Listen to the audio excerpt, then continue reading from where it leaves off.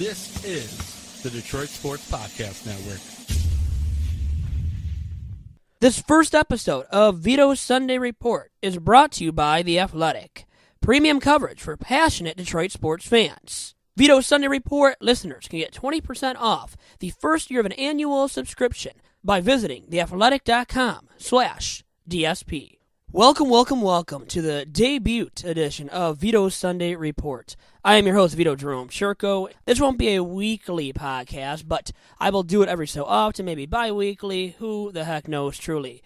But I am able to do this podcast via the warm confines of my own home in Clinton Township, Michigan. Lovely Clinton Township, Michigan. So I'm able to wear my comfy sweatpants. I've got a blanket that I'm donning around my neck right now as I'm talking to you guys in the basement of my house. I mean, what's better than that on a beautiful, well, at least relatively beautiful Sunday in February? Not a lot of sports going on, not a lot of Tigers interest this year, let's say, or interesting topics to discuss.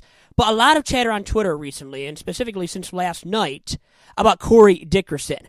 He was DFA, designated for assignment by the Tampa Bay Rays, and people in the Twitter sphere amongst Tigers fans are saying, Tigers bloggers too are saying, why don't the Tigers peek into his services and look into picking him up? Well, I'm going to caution everybody right now and warn everybody. It's not going to happen. It is not. Because the Tigers, first and foremost, aren't trying to win. Don't really want to add salary. And they don't have a dire need in the outfield. They have three capable guys right now for a team that's not expected to win more than 70 games, in my opinion. The team's not trying to win in 2018.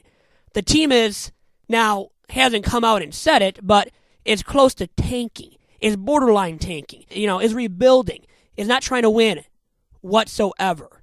So, with all that being said, there's not a fit for Corey Dickerson in Motown, at least in this upcoming season. And then you look at his numbers in 2017, and yes, he was an all-star. He was with the Tampa Bay Rays. But look at his numbers in the second half of the season, guys, and how much they dipped in the second half.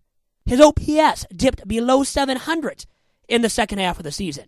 And, you look at his WAR, he was a 1.5 WAR player, 1.5 wins above replacement in 2016.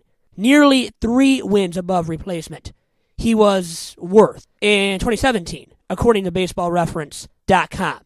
So for a guy that's worth, let's say he gets 2 wins above replacement this season, what is that going to do for a Tigers team, once again, that should be expected and is overwhelmingly expected to win 70 games tops?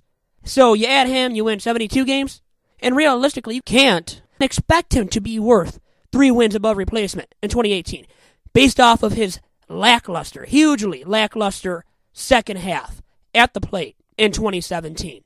Now, Mikey Matuk is going to be the starting left fielder. Nicholas Castellanos will get the chance to prove his worth on an everyday basis in right field, learning how to properly man the position with the glove. And you got to let him try it out. He's got to learn the ropes and prove that he can play it or can't play right field. So it's his position. It's Mikey's position in left field. And the Tigers picked up this offseason Leonis Martin to play center field. And Corey Dickerson would not be playing center field. So there's no fit for Corey Dickerson on the Tigers' 2018 Major League club. And that screams to me, the Tigers won't be acquiring Corey Dickerson. So forget about it, Tigers fans. It's not going to happen. Now, one thing that will be happening, I can guarantee you will be happening, is that Bryce Bush of Warren De La Salle, a senior corner infielder for the Warren De La Salle Pilots, my alma mater, will be joining me in studio for this week's episode of Tigers Talk, which will be dropping on Wednesday as usual, courtesy of the Detroit Sports Podcast Network. And with all of that being said, I am going to sign off here for this debut edition of Vito's Sunday Report.